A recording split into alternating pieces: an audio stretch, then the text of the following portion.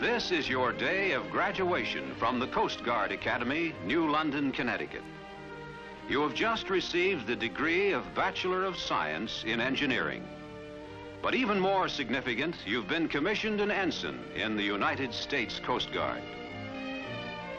Today, you embark upon a career of ever-changing pattern in a service that varies from high adventure to prosaic detail, yet always vital to your country, rewarding to yourself. A service of 100 duties, charged with the mission of protecting life and property, keeping waterways safe and ports secure. Your first assignment will be at sea. Your ship, any one of a dozen different types, each concerned with a special role in a far-flung activity. As a newly commissioned ensign, you'll have a host of minor responsibilities. You'll check the ship's heading using navigational instruments of many kinds. You'll supervise the training of enlisted men in such navigational aids as Loran and in the use of radar.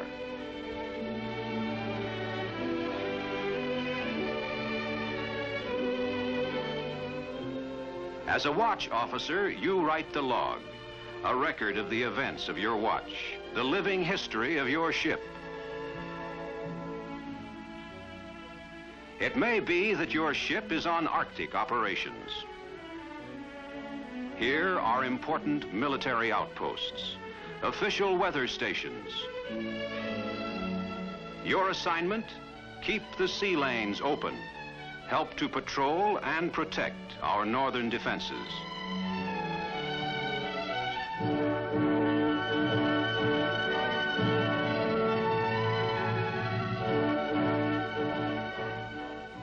During these tours of duty, there's plenty to keep a young officer occupied. From the lift he gives himself in the progress of his career, to the lift he gives others who must look to him for advice and counsel. Here are the beginnings of leadership. It is an ability that goes with you and grows with you throughout your career. As one of your duties, you arrange recreation for the crew.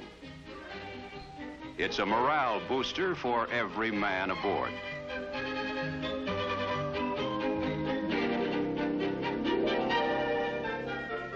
And for you, an officer at sea, the wardroom is home.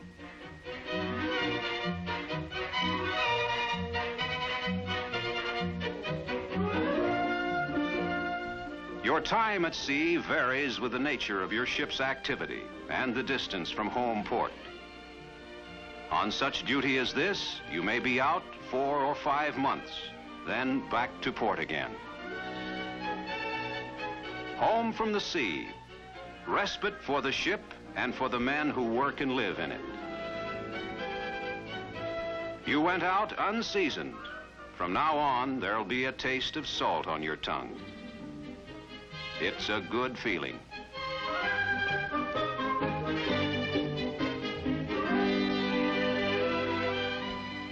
There's many another tour of duty to which you, as a Coast Guard officer, may be assigned.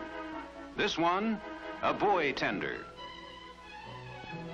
It's a tough, hard-working ship. Its work has to do with these markers of the sea. There are close to 40,000 Coast Guard aids to navigation, of which over 20,000 are buoys. They convert blank stretches of water into clearly marked highways. Most often you set a new buoy, then pick up the old one and take it back to the buoy depot for overhaul. Sounds simple enough until you realize that some of these steel monsters with their gear and sinkers weigh up to 17 tons. Sometimes, if no overhaul is needed, you service them on the spot. A new battery or a new gas tank, and they're ready to go back to work. A light that shows the way. A gong that sounds a warning.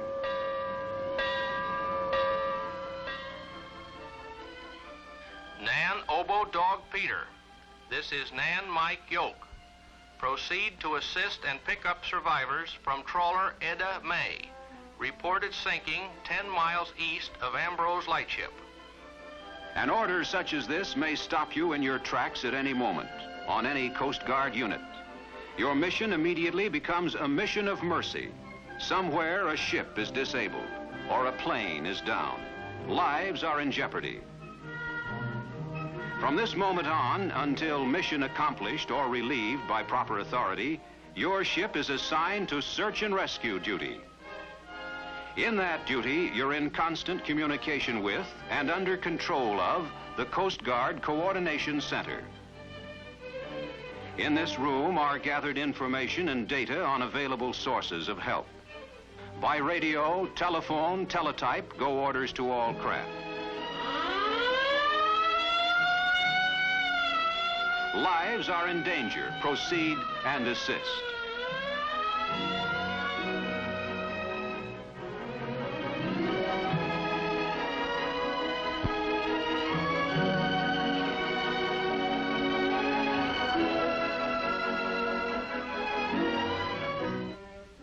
To the Coast Guard goes the credit for countless rescues every year, executed by proven methods, careful planning, vigilant and skilled men.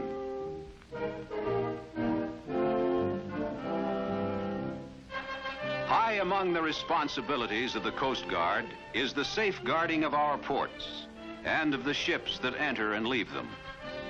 This activity could take you aboard any ship, for the Coast Guard is charged with the safety of them all. When you reach the rank of lieutenant, you may be assigned to marine inspection duty. Part of that job is to examine cargoes, papers, equipment, to be sure they are in order. To check all that affects the safety of passengers and crew.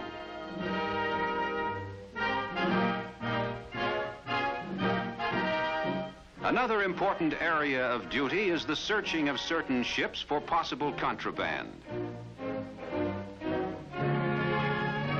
This vital segment of the Coast Guard Port Security Program is carried out in conjunction with customs and other government agencies.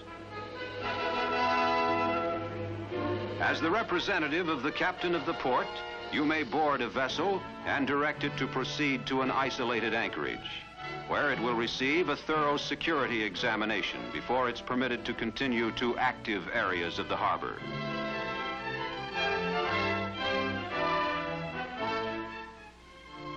It may be that you're assigned as commanding officer of a Loran transmitting station. These stations send out long-range radio signals to air and surface craft to guide them over an electronic highway spanning thousands of miles of ocean.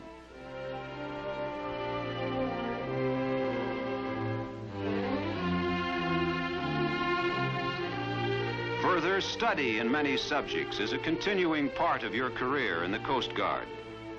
Some of these studies may bring you back to the academy in connection with one of your regular assignments, or you may be ordered to any one of a number of accredited schools and colleges for special duty. A 2-year course at MIT in naval construction and engineering. A course in law at Georgetown University. Or civil engineering at Rensselaer Polytechnic Institute. Perhaps you go to Scripps Institute at La Jolla, California for 2 years of study in oceanography. If accounting is your field, you take the course at Ben Franklin University.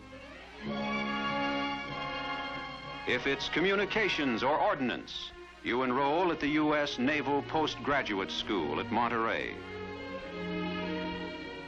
While taking this postgraduate work at these famous centers of learning, you live in quarters of your own choosing and continue to draw full pay and allowances.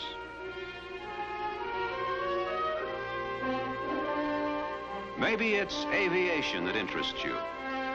If so, early in your career, you might be ordered to the Naval Air Station, Pensacola, Florida, for basic flight training. leading to your assignment to one of the Coast Guard air units.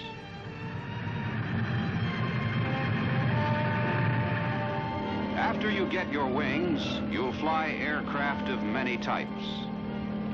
From versatile helicopters, invaluable in search and rescue work, to these huge planes that patrol thousands of miles of seaways. The air units of the Coast Guard are of ever-growing importance, enlarging the scope of its activities and the speed of its aid. The Coast Guard seeks out a man's best abilities and trains him for the job that will use them best.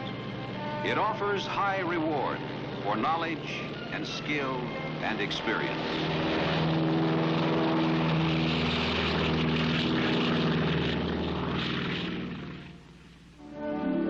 So you're an officer in the Coast Guard, and as an ensign, you go to sea. One tour of sea duty, maybe two, with a half stripe added sometime during the second tour. Lieutenant junior grade, engineer on a cutter. Your next assignment, perhaps a station ashore, maybe public information officer, or rescue coordinator. Full lieutenant, instructor at the Coast Guard Academy, passing on your skills to those who will follow. Maybe assigned to an air station. Lieutenant commander, on patrol in Florida waters, or on operations in the Arctic. Commander, executive officer on a large cutter, maybe even skipper. And then, captain. You don't have to reach 4 stripes to have had a full and satisfying life in the Coast Guard, but you made it. In command of your own vessel. Member of a proud service. Founded in 1790, yours is the oldest United States seagoing armed force. Fully military, fully active in war or in peace. The possibilities in the Coast Guard are many and varied, and only you set their limits. It's a good life you're embarking on, mister. Glad to have you aboard.